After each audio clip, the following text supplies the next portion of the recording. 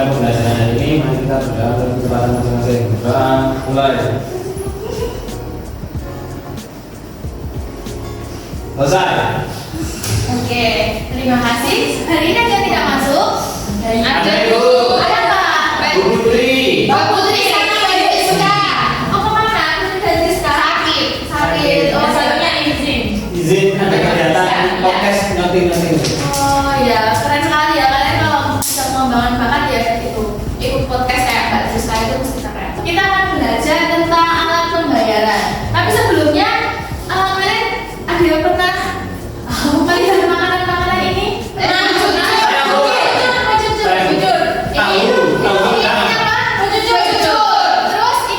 Tahu sumedang.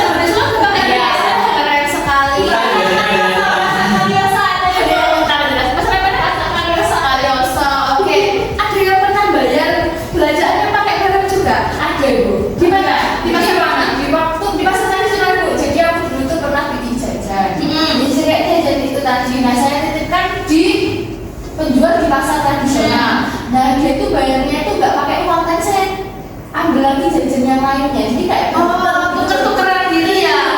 Oke, masih ada ya, keren sekali. Oke, jadi dari tiga ini ya gambar ini, gambar yang pertama itu adalah seperti yang dicontohkan Mbak Kritis tadi, bayarnya pakai barang. Yang kedua bayarnya pakai tunai. Yang ketiga bayarnya pakai kredit. Mana yang paling benar? Jadi hari ini tujuan pembelajaran kita adalah kalian mampu ya menjelaskan pengertian alat pembayaran. Terus kalian juga memahami evolusi alat pembayaran ya, sehingga kalian di sini bisa menceritakan evolusi alat pembayaran dengan benar, mampu membedakan dua fungsi uang ya, baik itu sebagai alat pembayaran maupun fungsi asli maupun fungsi turunan uang. Terus juga kalian bisa mengidentifikasi jenis-jenis alat pembayaran. Dan yang terakhir, kalian bisa menganalisis kelebihan dan kekurangan dari alat pembayaran, baik itu tunai maupun non tunai. Oke. Jadi nanti yang akan kita lakukan adalah kita menggunakan model pembelajaran problem based learning. Jadi nanti Ibu akan memberikan kalian LKPD, kalian kerjakan secara berkelompok. Ya. Untuk menentukan kelompoknya, silahkan kita melakukan pretest terlebih dahulu ya. Silahkan dibuka quizisnya. Quizzes. Ya. Oh iya, bisa ya. Ini Bu masuk atau grup ya? Ini passwordnya. Oke, Ibu sudah masuk. Oke. Silahkan ya. Ibu kirim grup. Oh ya, Ibu kirim di grup ke Google Classroom ya. Nah, ini Ibu kodenya. Oke, sudah semua? Sudah. Ya. Iya, Ibu. Oke. Yes.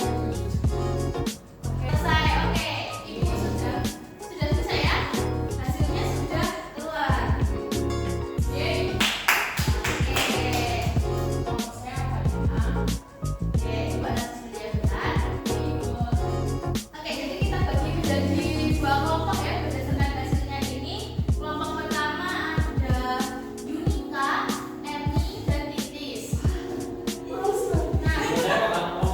Nah, sisanya ini masuk kelompok 2. Oke? Nah, oke,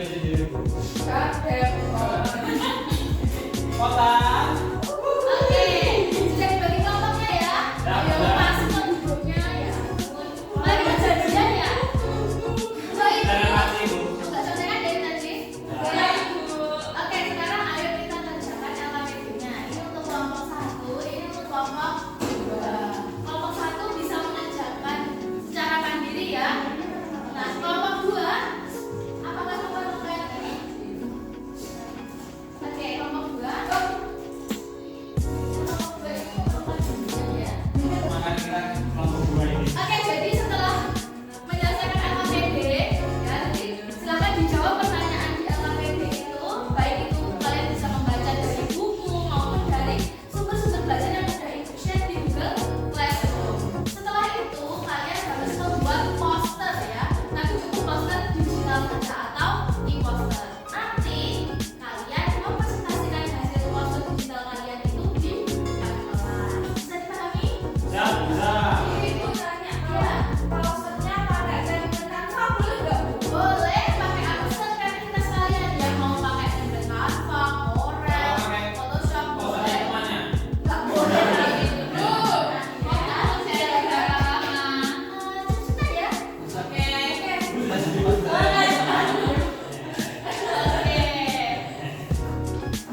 Sudah semua? Oke, sudah semua. Silakan. Kelompok 1, kalian bisa mengirimkan posternya melalui Google Classroom ya. Nanti downloadnya di kelompok 2. Iya, kelompok 2, maaf ya, kelompok 2.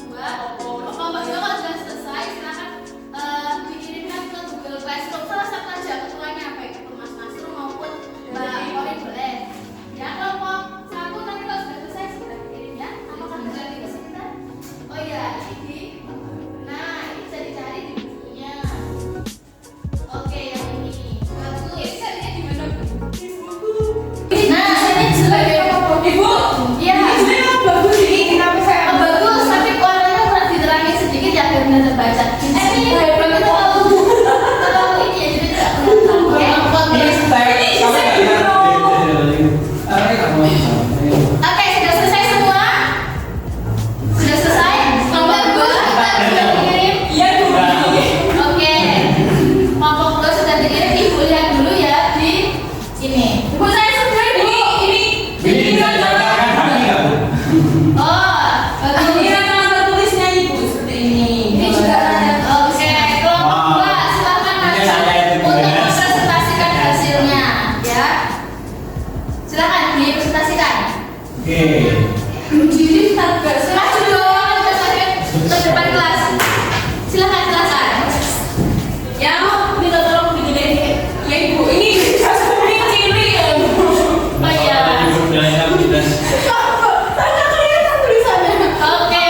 Kita buka dulu. Assalamualaikum warahmatullahi wabarakatuh. Kelompok spontan. Baik, kami dari kelompok spontan. Kami akan mempresentasikan Secara spontan. poster yang kita bikin. Yang pertama itu ada jenis-jenis alat pembayaran ya teman-teman.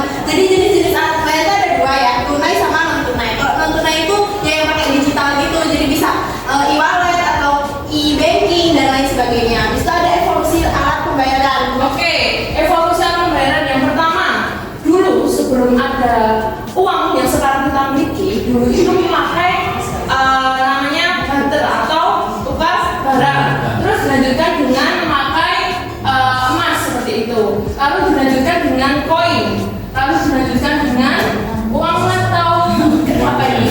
Uang tunai. Lalu ini cek seperti itu dan lanjut sampai sekarang berkembang sampai sekarang seperti itu. Sampai ada yang namanya QRIS kayak gitu biar Mbak. Bila Intinya QRIS itu banyak QR. Oke. Terus ada fungsi asing sama fungsi turunan. Dan kita masuk. Untuk fungsi fungsi asli ada satuan hitung sama alat tukar. Kalau fungsi turunan ada pemindahan kekayaan, penimbun kekayaan dan alat pembayaran. Jadi fungsi aslinya ya buat untuk kegiatan belanja. Kalau fungsi turunannya dibuat menyimpan barang, penimbun kekayaan, meskipun bisa juga alat pemindahan misal kayak ahli waris, ya itu bisa memindahkan kekayaan dari orang tuanya ke anaknya. Gitu. Oke, betul. Terus ada jadikan Tunai sama non tunai. Kalau di sini suka membayar pakai tunai apa non tunai? Dua-duanya. Tergantung punyanya. Oh, tergantung punyanya. Nah, di sini juga sudah kita paparkan kelebihan dan kelemahan dari tunai sama non tunai. Dari tunai terlebih dahulu, kelebihnya apa? Mudah diterima karena masih banyak yang menggunakan. Terus privasinya terjaga dan tidak butuh internet. Kelemahannya apa?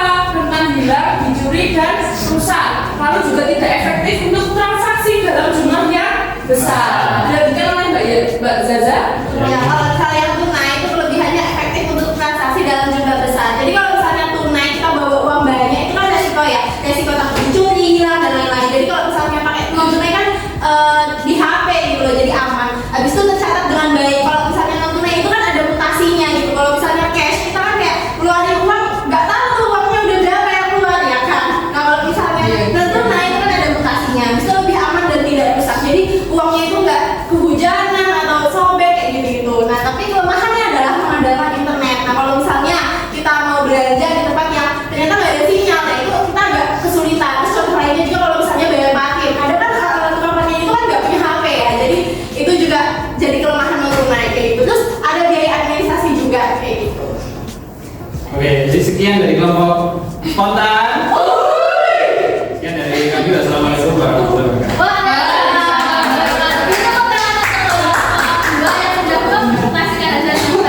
Selanjutnya kelompok 1 dipersilakan. Oke, terima kasih untuk kelompok 1. Keren sekali. Jadi kalian semua sudah mempresentasikan dan sudah memahaminya dengan baik ya. Nah, coba sebelum kita melakukan post test, kita evaluasi bersama-sama ya. Jadi apa itu alat pembayaran? Nah, alat pembayaran adalah segala sesuatu kecilan ya. Oke, benar-benar. Salah. Oke, jadi alat pembayaran itu adalah segala sesuatu yang bisa digunakan untuk sarana tukar dan menukar dalam kegiatan transaksi. Tadi alat pembayaran ada apa jenisnya? Tunai sama tunai. Kalau tunai itu apa contohnya? Kalau non tunai? ATM, kris, apa lagi? MBI. Kalau kayak Shopee Pay ini namanya apa? Money. Oke, bagus. Nah, lalu tadi evolusi alat pembayaran dari yang pertama menggunakan barter, terus yang kemudian menggunakan uang komoditas, yaitu menggunakan seperti emas, perak, terus juga pakai rempah-rempah ya zaman dulu. Nah, kulit kerang juga dipakai biar uang komoditas. Terus kemudian akhirnya berkembanglah menjadi uang logam. Setelah uang logam muncullah uang kertas. Setelah uang kertas ada uang dirham. Sepertinya kan hitungannya cek. Setelah cek muncullah non tunai. Contohnya debit atau ATM ya, debit kredit ATM. Nah, yang sekarang ini sering dipakai adalah digital atau kris. Nah, tadi fungsi uang ada berapa? Dua, yaitu fungsi asli dan tunai. Kalau fungsi asli untuk alat tukar sama satuan hitung. Kalau turunan pemindah kekayaan, terus penimbun kekayaan sama penyimpan nilai. Oke, sampai sini ada yang mau ditanyakan? Semuanya jelas? Jelas. Itu sudah bertanyakan? Ibu saya tanya, ya kan sekarang sudah pakai tulis ya ibu ya? Ya. Tapi itu saya belum boleh pegang ATM, belum bisa daftar ATM katanya kata ibu saya. Kalau belum punya KTP saya belum punya KTP, gimana ibu kalau saya belum bayar lukisan saya tidak punya ATM? Itu temannya yang punya. Saya pakai Shopee Pay bisa BRI. Nah itu loh, pakai BRI. Apa itu namanya? Ibu itu tuh gak boleh pakai uang itu soalnya takut ke aku nanti tuh ketika pusing-pusing main terus keblokir.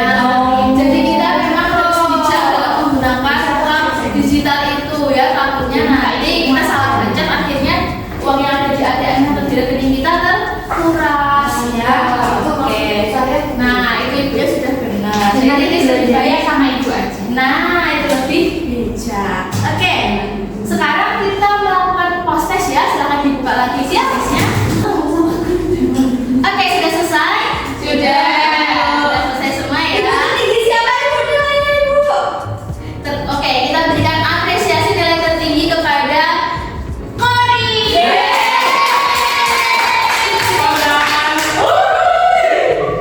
Oke, terima kasih ya.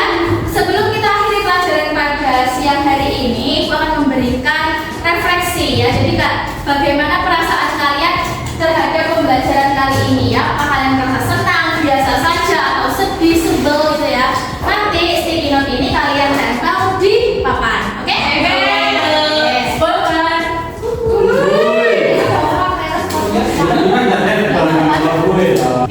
Udah boleh sama Oke, silakan nih. Oke, yang sudah langsung aja ditempel ya. Bagaimana perasaan kalian terhadap pembelajaran hari ini? Boleh juga menyampaikan pesan-pesan buat ibu ya. Oke. Bisa kamu dulu. Lucu sekali. Oke, sudah semua ya. Terima kasih untuk pelajaran hari ini. Semoga apa yang ibu sampaikan dan kita pelajari bersama memberikan manfaat. Amin. Amin. Minggu depan, ya karena materi kita selesai, minggu depan kita akan melakukan Ya. ulangan. Ya. Ya, nanti kita pakai exam bro seperti biasa ya. Oke. Baik. Aku kalau belum tahu exam bro, kita tanya Chris ya. Apa? Oke.